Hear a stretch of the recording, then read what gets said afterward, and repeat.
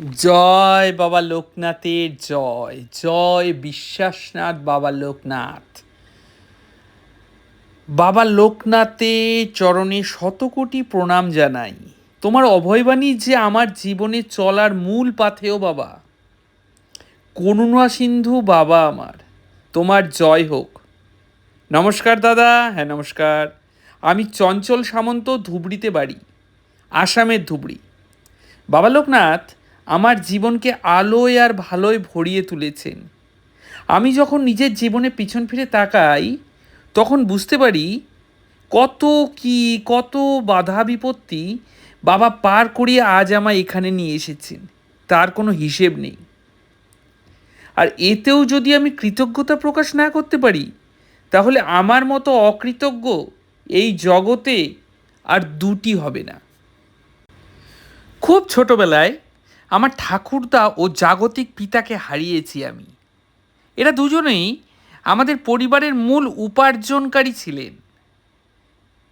তো এরা গত হওয়ায় আমাদের আশেপাশের প্রতিবেশীরা, আত্মীয়রা ভেবেছিলেন তাদের ঘাড়ে আমাদের মা আর ছেলের দায়িত্ব বর্তাবে। আর সেই ভয়েই সকলেই প্রায় আমাদের ত্যাগ করেছিলেন অস্বাভাবিকভাবে। আমরা যোগাযোগ করতে চাইলেও কিন্তু তারা ঠিকমতো যোগাযোগ করতেন না বা আমাদের যোগাযোগের ঠিকমতো উত্তর পর্যন্ত প্রদান করতেন না।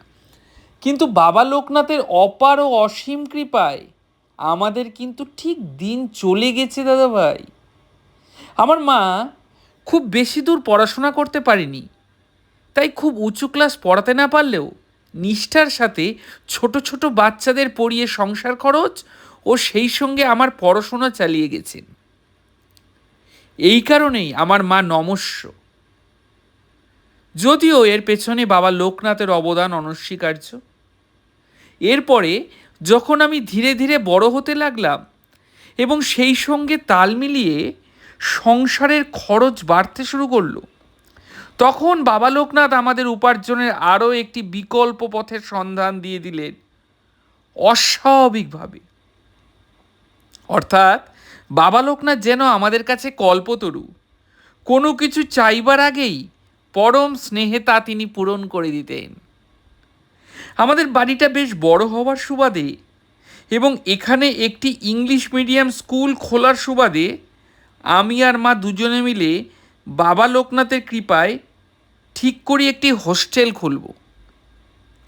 এরপর আমরা বাবার আশীর্বাদেই সমস্ত কিছু বাবা জোগাড় করে দেন। আমরা হোস্টেলটি খুলি এবং সেই হোস্টেলটি সেই স্কুলের দ্বারা রেজিস্টার পর্যন্ত করিয়ে নিতে পারি।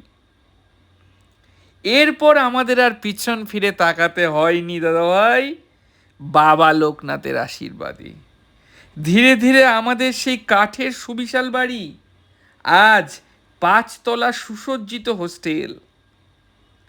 বাবা লোকনাথের অসীম কৃপা ঠিক এইভাবেই আমাদের জীবনে বর্ষিত নিরন্তর।